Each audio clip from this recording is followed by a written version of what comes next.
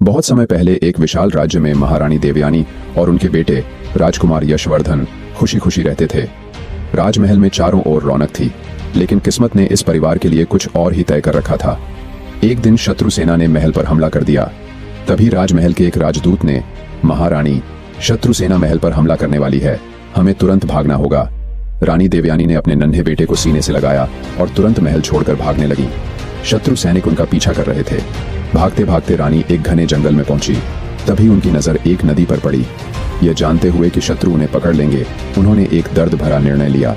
उन्होंने अपने बेटे को एक सुरक्षित टोकरी में रखा और उसे नदी के बहाव में छोड़ दिया। उनकी आंखों में आंसू थे, लेकिन उन्होंने दिल से प्रार्थना की कि उनका बेटा जहां भी रहे, सुरक्षित रहे। मैं तुम्हें एक दिन जरूर मिलूंगी। शत्रु सैनिकों ने रानी को पकड़ लिया और उनका बेटा नदी में बहते हुए अनजान सफर पर निकल पड़ा। नदी ने यशवर्धन को दूर एक छोटे से गांव के किनारे पहुंचा दिया। वहां एक साधु ने उसे पाया। साधु ने उसे गोद ले लिया और उसका नाम यशवर्धन ही रखा। साधु ने उसको बड़े प्यार से पाला और उसे साहस, योग और शस्त्र विद्या में निपुण बनाया।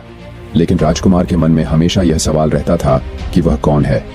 एक दिन गांव के मेले में एक बूढ़ी महिला ने उसका हाथ देखकर कहा, तुम साधारण इंसान नहीं हो बेटा, तुम्हारे अंदर राजवंश का खून है।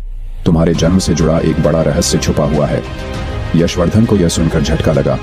वह तुरंत साधु के पास गया और अपनी सच्चाई जानने की मांग की। साधु ने गंभीर स्वर में कहा, यशवर्धन, अब समय आ गया है कि तुम अपनी सच्चाई जानो। तुम एक राजकुमार हो। तुम्हारी माँ रानी देवयानी ने तुम्हें शत्रुओं से बचाने के लिए नदी में बहा दिया था। मुझे यह बात कुछ दिनों पहले ही मालूम हुई। यह सुनकर यशवर्धन की आंखों में आंसू आ गए। उसने अपनी माँ को ढूंढने और अपनी पहचान को वापस पाने का संकल्प लिया। वह अपनी माँ को खोजने के लिए लंबी यात्रा पर निकल पड़ा।